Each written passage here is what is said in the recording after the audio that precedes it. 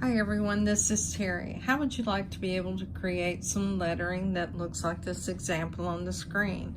Well, that's what we're going to do in this lesson. This is lesson 2 of editing the alphabetic character patterns on the Luminaire. Now, I'd like to mention to you that whenever you do create something like this, you have to be considering the size of the letters and the stitch out. So always stitch out a sample. So what I'll do is I'll go ahead and select everything, and to do that I'll group it together and then select it and I'll delete it and we'll choose OK. We'll go back into category 2. I'll just type some text and I'll choose category 9 for this to look at some different text, and we type the word welcome, so we'll type WELCOME, and we'll do that in upper and lower case. And give me a moment while I do that. Sometimes talking and typing is like walking and chewing gum. Now you could enter a space if you wanted to, and let's say that we type welcome home and type the word home. Let me do that, and I'll show you. First of all, we're going to run out of room, so in this case what I'm going to do is I'll rotate this, and I rotated it, and I can do whatever I want to with this, but I can also edit it in this position and have it on multiple lines as opposed to being vertically. And I mentioned that sometimes you may have to rotate something, so let's do that. What we'll do is we'll just move back, and I'll use the arrow key, and we'll enter the next line. So now you see it on 2 lines, but I need to delete that space, so we'll delete the space that we created right here. Now unfortunately I can't rotate it back again here, but we can view this with it vertically, and this will give you an idea of how to create some vertical text anyway. All right, the next thing that we're going to do is we're going to look at this icon down here in the bottom right. It's right beside set, and you'll notice that what happens is, because I have 2 lines selected, I can select different fonts for each line. Now if you kept it on one singular line, it would be one font.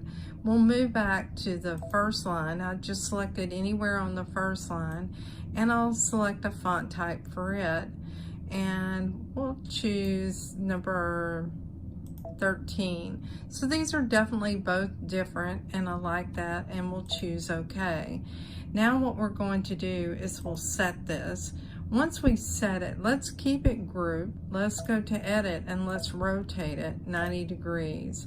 Now that we've rotated it, we'll choose OK, and now let's ungroup it by selecting the icon, the group icon in edit right here, and use the arrow, and we'll move up to welcome.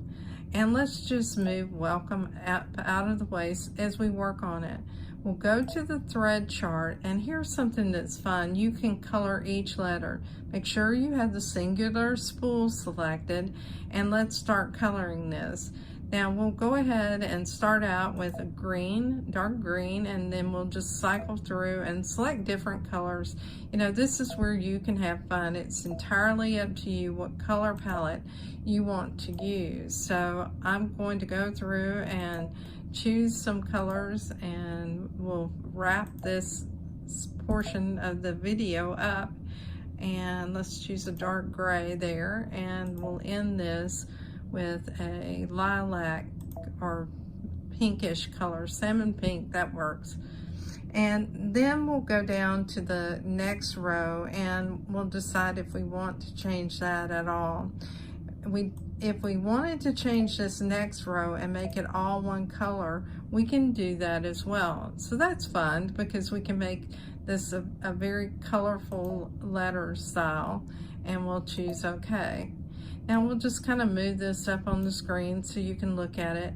And one of the things that I want to mention to you is that you have a text icon here. Now what happens when we have a word like this selected and we go down to the text icon?